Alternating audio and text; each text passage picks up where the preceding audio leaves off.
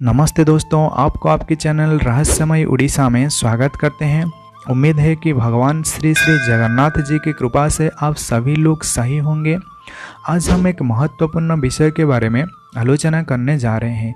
जैसे कि आप सभी लोगों को पता है कि महापुरुष अपने जीवन काल में 1,85,000 ग्रंथ की रचना की है और उनमें से सिर्फ 318 मालिका शास्त्र है, जो कि आने वाले समय में क्या क्या होने वाला है, जब कलियुग का अंतिम चरण चल रहा होगा तभी इसी धरती पर क्या क्या चल रहा होगा, उसी के बारे में महापुरुष ने अपनी जो 318 पुस्तक है, जो मालिका शास्त्र है, इसमें बड़ी विस्तृत रूप से आलोचना की है। और महापुरुष का जन्म लगभग 1486 साल में हुआ था, जो कि आज से लगभग 500 साल पहले हुआ था। और 500 साल पहले ही वो भविष्यवाणी कर चुके थे कि इसी धरती पर महापुरुष का जन्म उड़ीसा में हुआ था। नेमाल के पास एक गांव है जिसका नाम है तिलकणा। उसी गांव में महापुरुष श्री अच्युतानंद दास का जन्म हुआ था, लेकिन बाद में वो जाकर चित्रोत्पला नदी के पास में जो नेमाल है, जो पद्मवन है, उसी के पास बैठ गए और वो अपनी ग्रंथ रचना शुरू कर दी। और वो ये इतने सारे ग्रंथ खुद नहीं लिखे, वो महापुरुष जो कुछ भी लिखे हैं वो भगवान श्री जगन्नाथ जी के आज्ञा से लिखे हैं। और भगवान जगन्नाथ जी उन्हें कह रहे थे कि तुम ये लिखो वो लिखो, इसलिए वो ऐसा सब कुछ लिख रहे थे। नहीं तो एक साधारण इंसान में इतना शक्ति नहीं, इतना सामर्थ्य नहीं है वो कि मतलब 600 साल के बाद क्या होगा इसके बारे में वो लिख सके। अगर हम एक साधारण इंसान के बारे में बात करते हैं कि आने वाले समय में मतलब कल क्या होगा हमें पता नहीं, लेकिन महापुरुष मतलब एक दिव्य दृष्टा थे, उनको भगवान श्री जगन्नाथ जी का आशीर्वाद प्राप्त हुआ था, इसलिए वो आने वाले समय में अर्थात 600 साल बाद क्या होगा इसके बारे में लिख चुके थे। और दुर्भाग्य की बात यह है कि महापुरुष का जन्म जिसी पावन धरती पर हुआ है, जिसी पावन धरती उड़ीसा पर हुआ है, आज उड़ीसा के लोग मालिका को यकीन नहीं करते हैं। जबकि उड़ीसा के बाहर जो भक्त है, जो लोग हैं, वो मालिका पर अत्यंत दृढ़ विश्वास करते हैं कि महापुरुष जो कुछ भी लिखा है वो सही हो रहा है। लेकिन ये बड़ी दुर्भाग्य की बात है, हमारे उड़ीसा के लोग इसे बिल्कुल यकीन नहीं करते हैं। वो ऐसे बोलते हैं कि ये कोई काल्पनिक चीज़ है, ये कोई स्टोरी है। और कुछ लोग ऐसे भी बोलते हैं कि महापुरुष शायद पागल हो गए थे उसी ज़माने में। और ये बड़ी दुख की बात है कि हम महापुरुष को समझ नहीं पाए, लेकिन वो हमारे लिए कितना चिंतित थे उनके ग्रंथ से ये पता चलता है। ये जो कुछ भी मालिका लिखे हैं वो सिर्फ मनुष्य समाज के कल्याण के लिए लिखे हैं, लेकिन हम लोग उन्हें समझ नहीं पाए। ये तो हमारा ही गलती है, हमारा भाग्य का विडंबना है कि हम उन्हें सही तरह से पहचान नहीं पाए। आज भी बहुत सारे ऐसे लोग हैं जो कि उन्हें गालियां देते हैं और उनके बारे में बहुत सारे चीज़ बोलते हैं। इसे सुनकर हमें बहुत ही दुख लगता है कि हम अपनी महापुरुष को समझ नहीं पाए।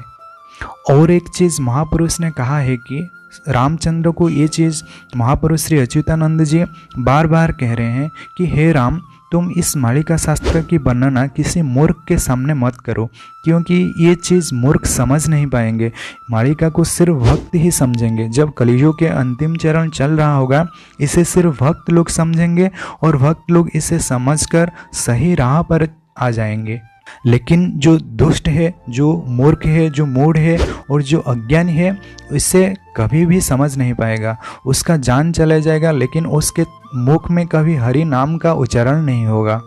और आजकल के समाज में ये चीज़ देखने को मिल रहा है। जो दुष्ट लोग होते हैं, जो मूर्ख लोग और जो अज्ञानी होते हैं, वो इसे बार बार निंदा करते हैं, इसका दृढ़ निंदा करते हैं, महापुरुष का भी निंदा करते हैं और भगवान का भी निंदा करते हैं। आजकल के समाज में भक्त बड़ी कष्ट में है, उसकी बात पर कोई ध्यान नहीं देता और उसकी बात को कोई सुनता नहीं। और जो कोई भी उसकी बात को ध्यान देते हैं, जो कोई भी उसे सुनते हैं, भक्त और भगवान के बीच में कोई भी डिफरेंस नहीं होता है। जो भक्त है वही भगवान होता है।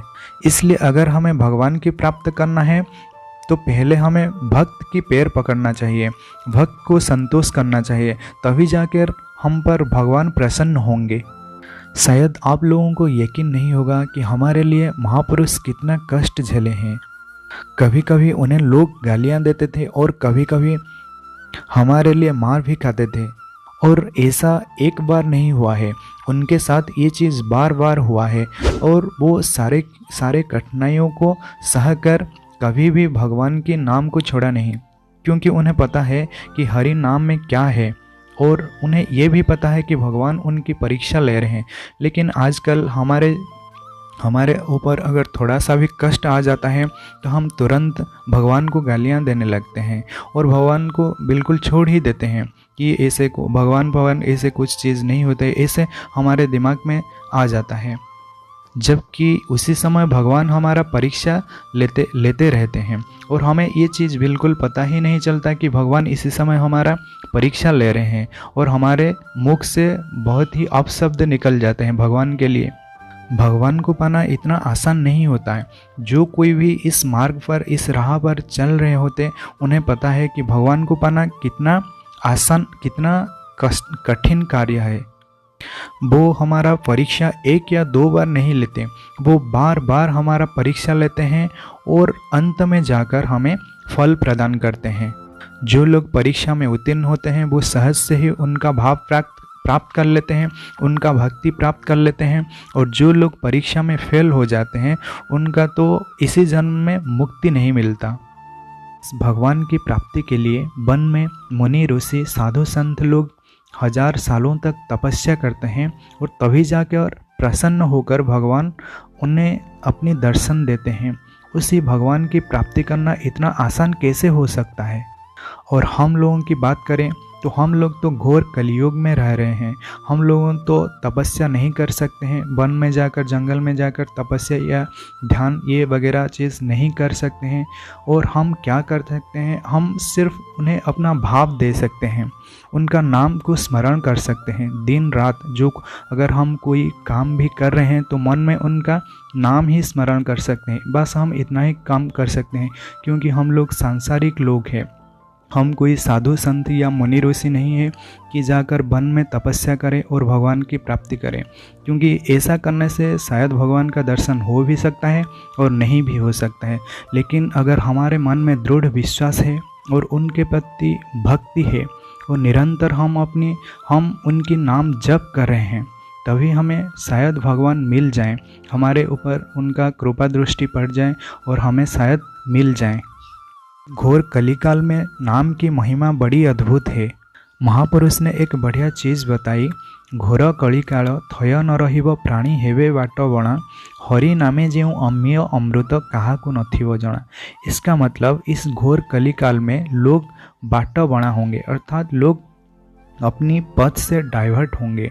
मतलब लोगों को ये पता नहीं चलेगा कि कौन सा सही पाथ है और कौन सा गलत पाथ है।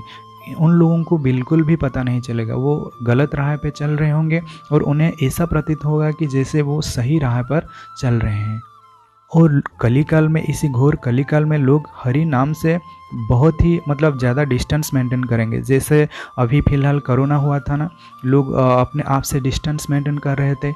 इसी तरह कलिकाल में, इसी घोर कलिकाल में लोग हरि नाम से डिस्टेंस मेंटेन करेंगे। हरि नाम लेने से ऐसा लगेगा जैसे कि उन्हें 440 वोल्ट का करंट लग रहा है। शायद इसी चीज़ को आप अनुभव भी किए होंगे।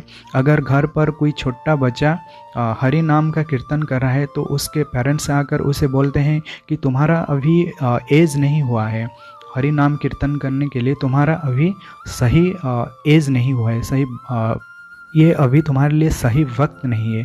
आगे चलकर तुम इसका हरि नाम संकीर्तन कर सकते हो, लेकिन अभी तुम्हारा पढ़ाई का समय है। लेकिन ये चीज़ वो लोग भूल जाते हैं कि जब ध्रुव महाराज, जब प्रहलाद महाराज वो हरि नाम का संकीर्तन कर रहे थे, तभी भी वो 6-7 साल का छोटा बच्चा ही थे और उनको भगवान अति सहज से प्राप्त हो गए थे, क्योंकि वो छोटा बच्चा थे और उनका मन साफ था। लेकिन आजकल की पेरेंट्स ये चीज़ समझ नहीं पाते। आजकल की पिता माता सिर्फ यही चाहते हैं कि हमारा बच्चा पढ़ाई करे और पढ़ाई करके अच्छा सा कोई नौकरी कर ले और उसके बाद वो एक मतलब एटीएम मशीन बन जाए, वो पैसा इनकम करे और वो अपना एक लग्जरियस लाइफस्टाइल जिए। जो हरि नाम का महिमा है उसे ये साधारण इंसान नहीं समझ पाएगा, ये उसकी समझ के बाहर है। आपको पता होगा कि भगवान भोलेनाथ, भगवान श्री शंकर महादेव को भोला कहा जाता है। और उन्हें इसलिए भोला कहा जाता है कि वो भगवान के नाम में भोले होते हैं। उन्हें जब भी देखो वो ध्यान में रहते हैं, और ध्यान में किसे ध्यान करते हैं? वो हमेशा हरि नाम का ध्यान करते हैं, राम नाम का ध्यान करते हैं। इसलिए तो उन्हें ये सारा संसार भोला कहा जाता है, भोला कहता है। इसलिए भगवान की नाम की महिमा बड़ी अद्भुत है। जो भी उनका नाम की महिमा जानता है, जो कोई भी उनका नाम को संकीर्तन करता है, हर रोज़ मन ही मन अपनी नाम का संकीर्तन करता है, उसे ही उनका नाम का महिमा पता है। बाकी ये सांसारिक लोग उनका नाम की महिमा को समझ नहीं पाएंगे, उनका जान चला जाएगा, लेकिन वो कभी भी अपने मुख पर हरि नाम का संकीर्तन नहीं करेंगे। ऐसे तो हमें कभी कभी ऐसा लगता है कि वो जैसे कसम खा चुके हैं कि हम कभी भी हरि नाम का उच्चारण नहीं करेंगे। जैसे ऐसे प्रतीत होता है कि जैसे उच्चारण करने से उनका मुख मतलब अशुद्ध हो जाएगा।